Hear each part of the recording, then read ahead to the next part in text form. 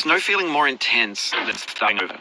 If you leave your homework the day before it's due, as I have, or if you left your wallet at home and you have to go back after spending an hour in the commute. If you won some money at the casino and then put all your winnings on red but it came up black. If you got your best shirt dry cleaned before a wedding and then immediately dropped food on it. If you won an argument with a friend and then later discovered that they just returned to their original view. Starting over is harder than starting up. If you're not ready for that, like if you've already had a bad day, then what you're about to go through might be too much. Feel free to go away and come back. I'll be here.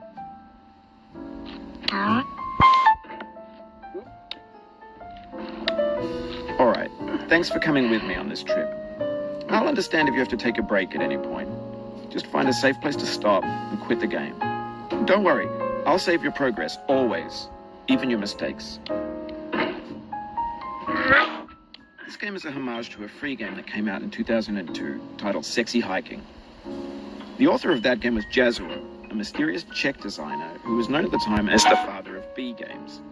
And B games are rough assemblages of found objects.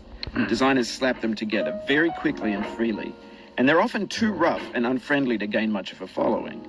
They're built more for the joy of building them than as polished products. In a certain way, Sexy Hiking is the perfect embodiment of a B game. It's built almost entirely out of found and recycled parts, and it's one of the most unusual and unfriendly games of its time.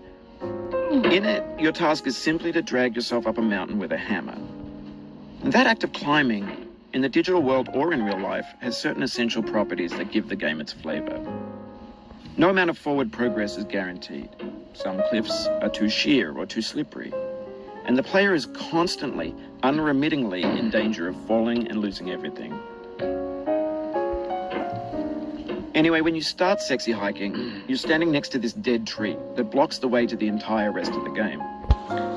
It might take you an hour to get over that tree, and a lot of people never got past it. You prod and you poke at it, exploring the limits of your reach and your strength, trying to find a way up and over. And there's a sense of truth in that lack of compromise. Most obstacles in video game worlds are fake. You can be completely confident in your ability to get through them once you have the correct method or the correct equipment or just by spending enough time. In that sense, every pixelated obstacle in Sexy Hiking is real. The obstacles in Sexy Hiking are unyielding, and that makes the game uniquely frustrating. But I'm not sure Jazuo intended to make a frustrating game.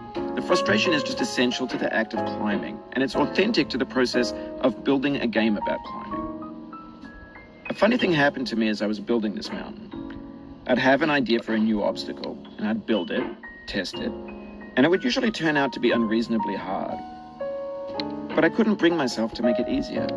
It already felt like my inability to get past the new obstacle was my fault as a player rather than as a builder. Imaginary mountains build themselves from our efforts to climb them, and it's our repeated attempts to reach the summit that turns those mountains into something real. When you're building a video game world, you're building with ideas, and that can be like working with quickset cement. You mold your ideas into a certain shape that can be played with, and in the process of playing with them, they begin to harden and set until they're immutable, like rock. And at that point, you can't change the world. Not without breaking it into pieces and starting fresh with new ideas.